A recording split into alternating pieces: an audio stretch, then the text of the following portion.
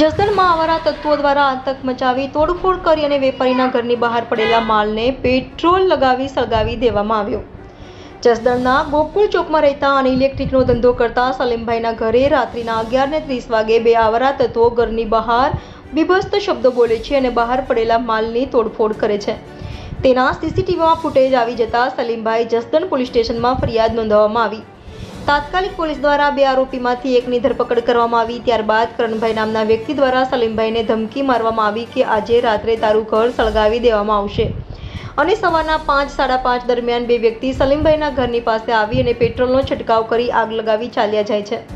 સલીમભાઈના જણાવ્યા મુજબ આગ લગાવવાનું કારણ એ છે અને તેની સાથે આગ લગાવનાર કરણ છે અને તેની સાથે મદદગારીમાં તેમનો સાથી મિત્ર છે।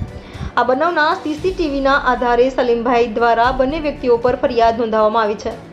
કુલ 4 આરોપી વિરુદ્ધ ફરિયાદ લખવામાં આવી છે। પહેલી ફરિયાદ રાત્રિના તોડફોડ કરી તે બંને આરોપી અલગ હતા અને ત્યારબાદ સવારના પેટ્રોલનો છંટકાવ કરીને સળગાવવામાં આવેલ એ પણ આરોપી અલગ છે।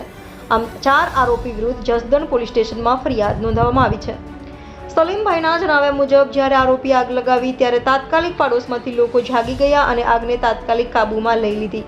જો આ લોકોને દ્વારા આગ કાબૂમાં ન આવ્યું હોય તો મારા ઘરમાં ઇલેક્ટ્રિકનો સામાન પથરાયેલો હતો અને મારો આખો પરિવાર ઘોર નિંદ્રામાં સૂતેલો હતો। મારો પરિવાર તો આગમાં બળીને ખાખ થઈ જાત।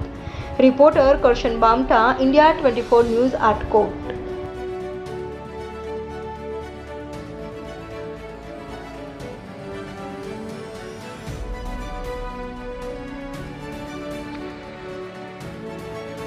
મારું નામ સલીમ અજીતભાઈ પરિયાણી, રહું છું ગોકુળ ચોકમાં, ઇલેક્ટ્રોનિકનો વેપાર કરું છું અને રાતે 11:30 વાગે આ બે લોકો ફૂલ દારૂ પીને એ લોકો આવેલા હતા। તોડફોડ કરી અને ડેલો તોડી નાખ્યો, મશીન બધું તોડી નાખ્યું।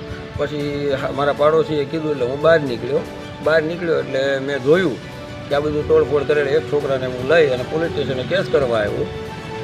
પછી એમાં કરણ નામના વ્યક્તિએ દારૂનો વેપાર કરે છે, એને મને એમ કીધું કે સવાર સુધીમાં તારું મકાન હળગશે, એટલે 5:30 વાગ્યે એને હળગાવ્યું। એ જગ્યાએ મારા પાડોશી 2 જણા દોડ્યા, એ ભડકો બધું શાંત કર્યું અને પાછો હું બીજી વાર ફરિયાદ કરણના નામની લખાવવા આવ્યો છું। રાત્રે ફરિયાદ કોના નામની લખાવી હતી? રાતે ફરિયાદ લખાવી હતી એ લોકો 2 હતા, એ છોકરોની, એમાંથી એક છોકરો હાજર છે અને એક છોકરો હજી નથી હાજર।